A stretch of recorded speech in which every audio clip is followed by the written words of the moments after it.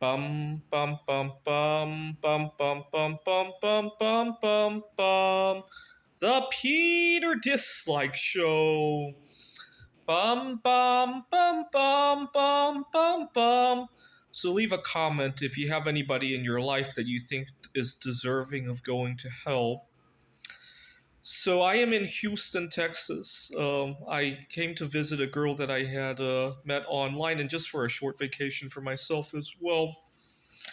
And 2 nights ago, I had just come home from the date when I got sad out of my mind because she lived so far away, and we really didn't hit a very strong chemistry. So I knew I probably wouldn't see her in a while, at least not until I have something by chance put us together, right?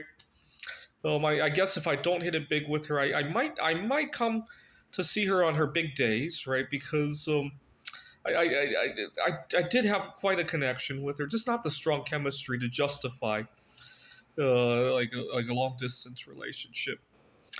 But even that's a little bit iffy. So I was sad out of my mind. And when I got back to, I was staying in a hostel. My roommate was not very receptive of that. I just wanted to hide out, and I got into my bed, which was the top bunk. And as soon as I got comfortable there, he started barking about how somebody left his coat on on his favorite chair, and he insisted that I get up to move it, even though he could have just as easily moved it. And when I said that, can you please keep the volume down? I mean, it's only a coat.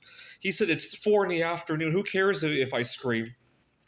And so at that point, he's just being annoying, right? I was already on the way to get the coat, and he's still screaming.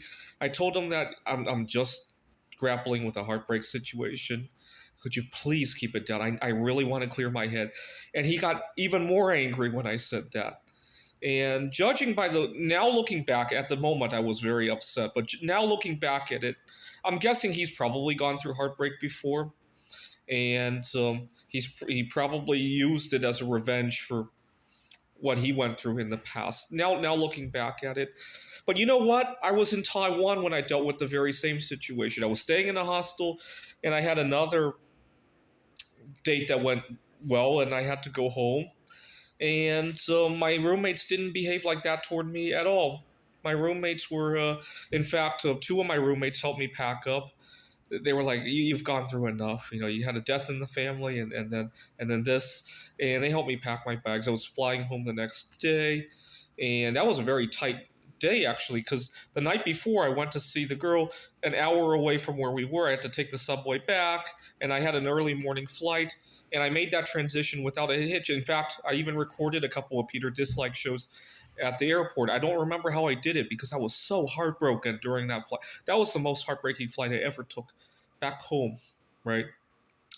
And ending a vacation is always tough enough, right? The end of the vacation blues is always tough enough. But when you end it like that, I don't know how I did it. I really don't. So, and then in the middle of the night, my roommate woke me up again because he misplaced his cell phone and thought that I had stolen it. And even when he found it, he didn't even apologize for it. He continued to say that you don't have to be so uptight, Peter. And he shouted it. I said, "You're the one who's uptight. I'm being using this volume. You're the one that's being uptight. I'm not screaming at you. Could you please go back to sleep? It's 2 in the morning." And so he started waving this beer bottle at me. It's clear he had been drinking on it. He started waving this beer bottle at me. I felt really threatened, and so maybe it wasn't the best judgment, but I lunged at him to grab the bottle away from him, and I jumped out of the top bunk of the bed.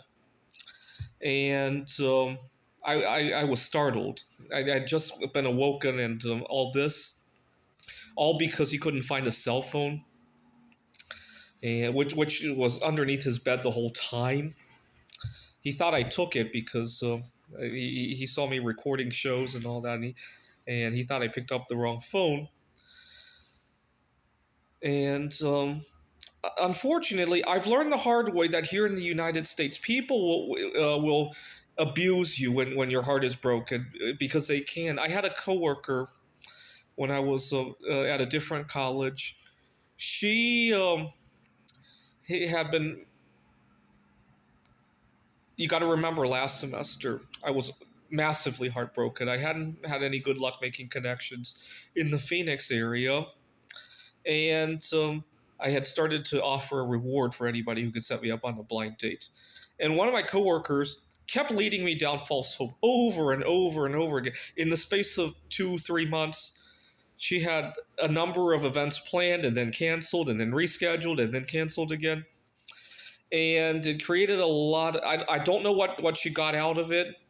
I think she, the, the coworker, she's in her 50s. I think she was kind of just bored or lonely and decided to use that as her source of entertainment. But the ups and downs really destroyed me. And toward the end of that semester, I became very ill, actually. One day I had gone to the gas station, and the gas fumes just made me really ill. I have chemical sensitivity as it is, but the stress has really flared it up. And I vomited.